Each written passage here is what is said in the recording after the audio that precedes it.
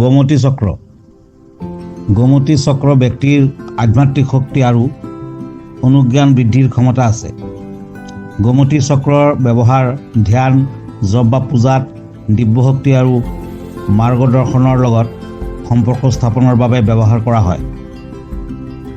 11টা গোমতী চক্ৰ হালধীয়া কাপোৰত বান্ধি লকেটত নতুবা লকাৰত ৰাখিলে ধন প্ৰাপ্তি হয়। জ্যোতিষশাস্ত্ৰত বিশ্বাস কৰা হয় যে কৰ্মৰ লগতে ব্যক্তিৰ ভাগ্যই লগ দিয়া ৰাহু বহু জৰুৰী বিষয়। এনেকুৱা ক্ষেত্ৰত গোমতী চক্ৰ ৰাখিব লাগে।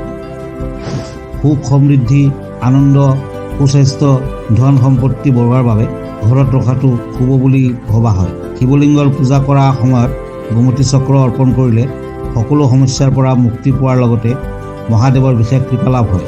বিবাহ সম্পৰ্কীয় সমস্যা বা দাম্পত্য কলহত গোমতী চক্ৰই বহু ভাল ফল দিয়ে।